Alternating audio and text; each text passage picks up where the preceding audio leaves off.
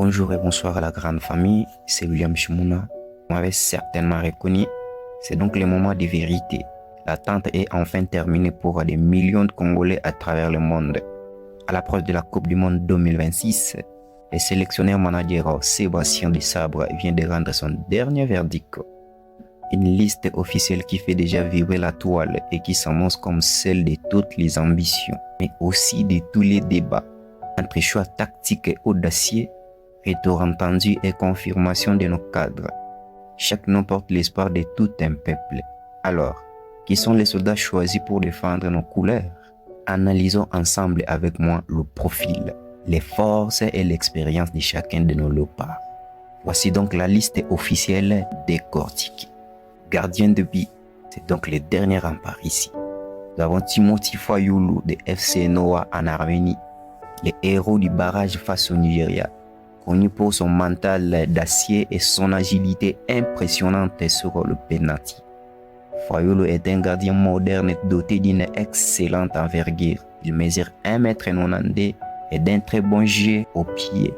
Révélé en Suisse avant son étape arménienne, il apporte de l'explosivité sur sa ligne et une grande sérénité dans les airs. Nous avons Lionel Mpassi, Rodez en France, fort d'une solide expérience dans le football français. Sa capacité à commander sa défense et à rester décisif dans les moments chauds est un atout majeur. Il en a fait preuve au Maroc lors de la 35e édition de la Coupe d'Afrique des Nations en 2025. Nous avons Mathieu Epolo, du Standard de Liège en Belgique.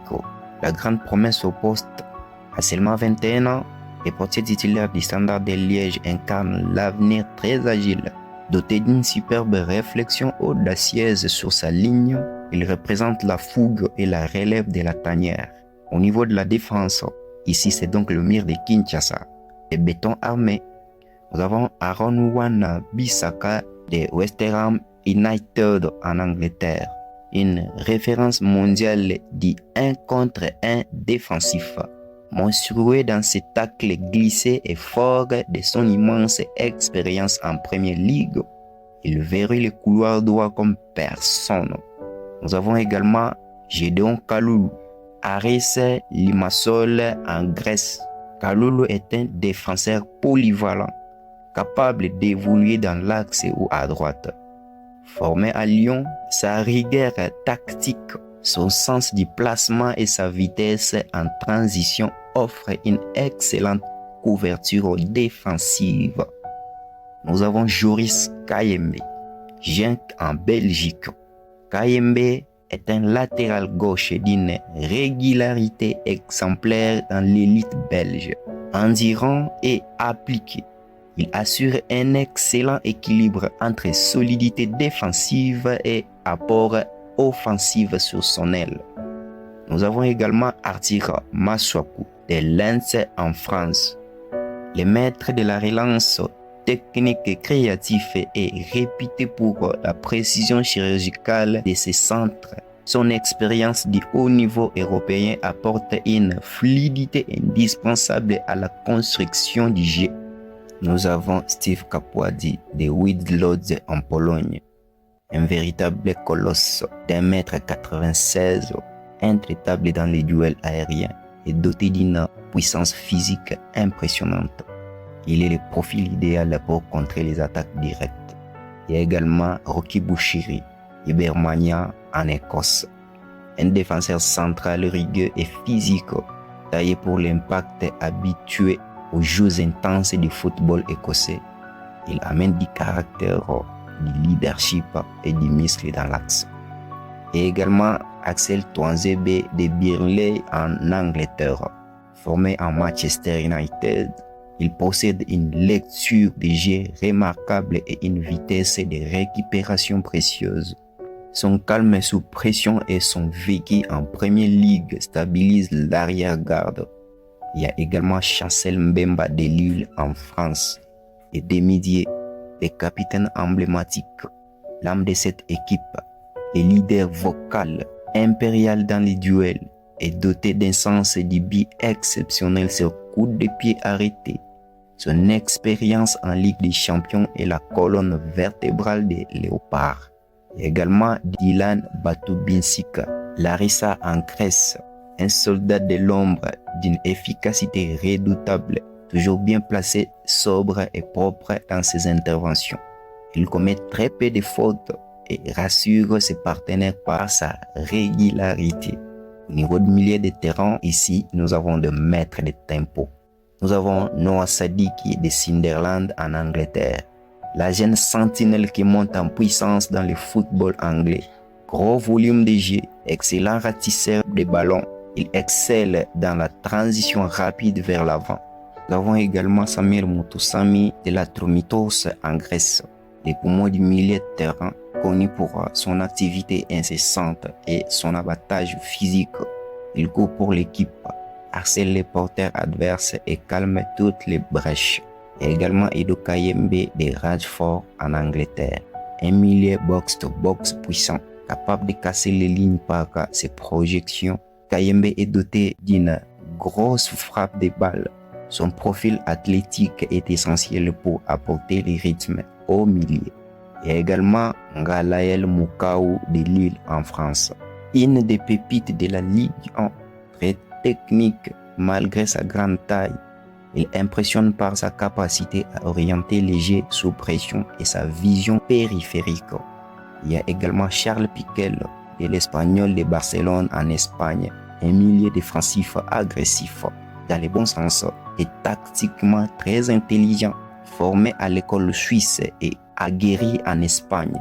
Il apporte du vice, du caractère et il stabilise les blocs équipe. Il y a également Nathanaël Mboukou de Montpellier en France. Mboukou est un milieu offensif excentré, percutant et très agile, capable de créer des décalages sur un dribble ou une accélération. Il est l'étincelle créative qui peut débloquer les fins de match. Il y a également Brian Sipenga de Castello en Espagne. Un allié, un milieu excentré explosif, doté d'une excellente pointe de vitesse, très fort dans les petits espaces. Il adore provoquer le défenseur sur son côté pour répiquer dans l'axe.